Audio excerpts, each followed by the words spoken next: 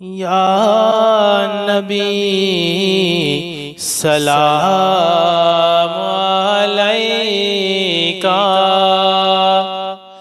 یا رسول سلام علیکہ، یا حبیب سلام علیکہ، صلوات اللہ علیکہ۔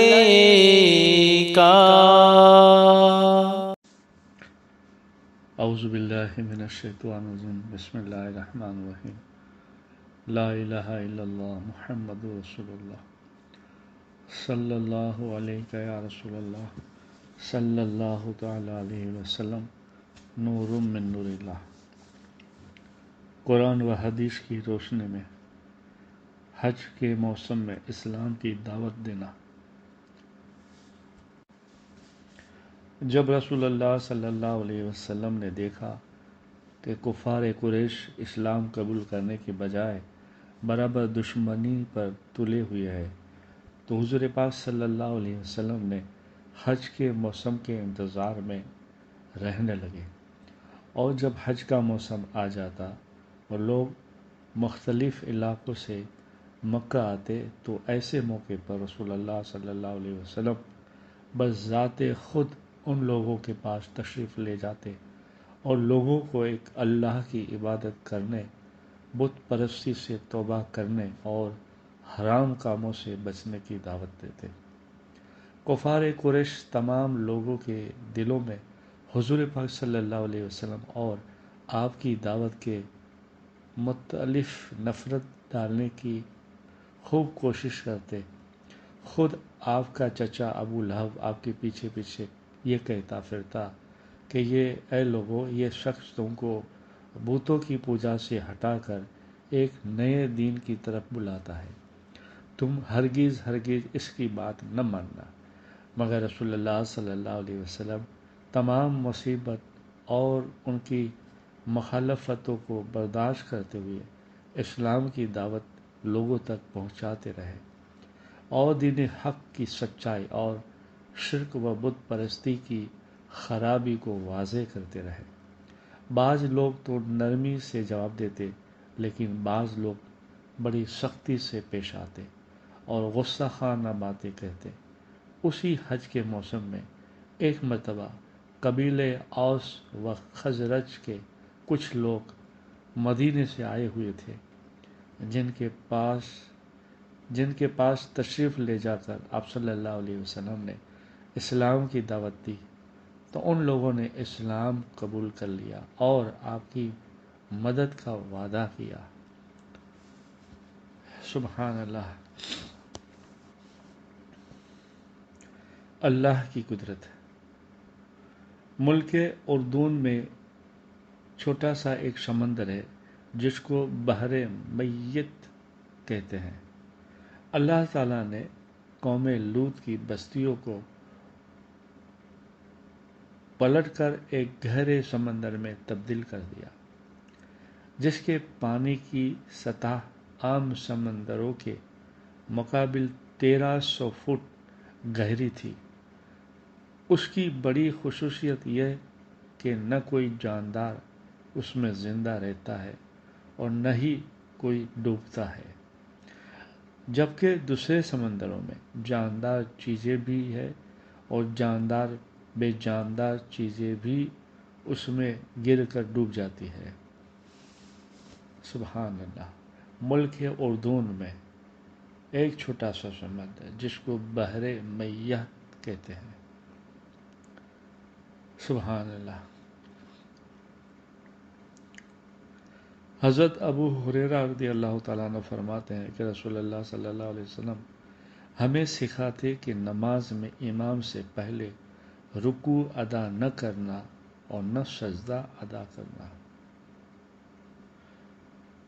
مسلم شریف حدیث نمبر 932۔ فائدہ: اگر امام کے پیچھے نماز پڑھ رہے ہیں تو تمام ارکان کو امام کے پیچھے ادا کرنا چاہیے، امام سے آگے بڑھنا جائز نہیں ہے۔ رسول اللہ صلی اللہ علیہ وسلم جب سجدہ فرماتے تو اپنی ناک اور پیشانی کو زمین پر رکھتے اور اپنے بازوؤں کو پہلو سے الگ رکھتے اور اپنی ہتھیلیوں کو کاندھے کے برابر رکھتے تھے۔ کتاب ترمذی شریف حدیث نمبر 270، روایت حضرت ابی حمید رضی اللہ تعالیٰ عنہ۔ رسول اللہ صلی اللہ علیہ وسلم نے فرمایا، جو بندہ اذان سننے کے وقت اللہ سے یوں دعا کرے، اذان کے بعد سننے کے وقت یوں دعا کرے، اللہم رب ھذہ الدعوۃ التامۃ والصلاۃ القائمۃ محمد الوسیلۃ والفضیلۃ وبعثہ مقاما محمودا الذی وعدتہ تخلف الميعاد، تو وہ بندہ قیامت کے دن میری شفاعت کا حقدار ہوگا۔ کتاب بخاری شریف حدیث نمبر 614، روایت حضرت جابر رضی اللہ تعالیٰ عنہ۔ رسول اللہ صلی اللہ علیہ وسلم نے فرمایا، میری حدیث کو بیان کرنے میں احتیاط کرو اور وہی بیان کرو جس کا تمہیں یقینی علم ہو۔ جو شخص جان بوجھ کر میری طرف سے کوئی غلط بات بیان کرتا ہے یا غلط بات بیان کرے، وہ اپنا ٹھکانہ جہنم میں بنا لے۔ کتاب ترمذی شریف حدیث نمبر 2951، روایت حضرت ابن عباس رضی اللہ تعالیٰ۔ رسول اللہ صلی اللہ علیہ وسلم نے فرمایا، جو شخص اللہ تعالیٰ سے تھوڑی سی روزی پر راضی رہے تو اللہ تعالیٰ بھی اس کی طرف سے تھوڑے سے عمل پر راضی ہو جاتا ہے۔ کتاب بہقی شعب الایمان حدیث نمبر 4409، روایت حضرت مولا کائنات علی شیر خدا رضی اللہ تعالیٰ عنہ۔ قرآن میں اللہ تعالیٰ فرماتا ہے، جہنم والوں کا آج نہ کوئی دوست ہوگا اور نہ کوئی کھانے کی چیز نصیب ہوگی سوائے زخموں کے دھون کے، جس کو بڑے گناہ گاروں کے سوا کوئی نہ کھائے گا۔ قرآن پاک سورہ حق کا آیت نمبر 35 سے 37۔ رسول اللہ صلی اللہ علیہ وسلم نے نیمونیا کے لیے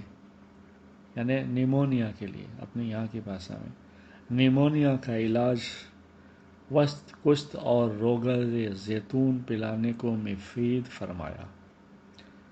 کتاب ابن ماجہ حدیث نمبر 3467، روایت حضرت زید بن ارقم رضی اللہ تعالیٰ عنہ۔ وسط تیل کے مانند ایک قسم کی گھاس ہے جس سے رنگائی کا کام کیا جاتا ہے، اور کشت ایک خوشبودار لکڑی ہے جس کو عود ہندی بھی کہتے ہیں، اور زیتون کا تیل۔ قرآن میں اللہ تعالیٰ فرماتا ہے، تم اللہ تعالیٰ اور اس کے رسول کا حکم مانو اور حکم کی خلاف ورزی سے بچتے رہو، پھر اگر تم منہ موڑو گے اور نہیں مانو گے تو یقین جانو کہ ہمارے رسول کے ذمے تو صرف احکام کو صاف صاف پہنچا دینا ہے۔ قرآن پاک سورہ مائدہ آیت نمبر 92۔ صلی اللہ علیہ نبی علیہ صلی اللہ علیہ وسلم، صلاۃ والسلام علیک یا رسول اللہ۔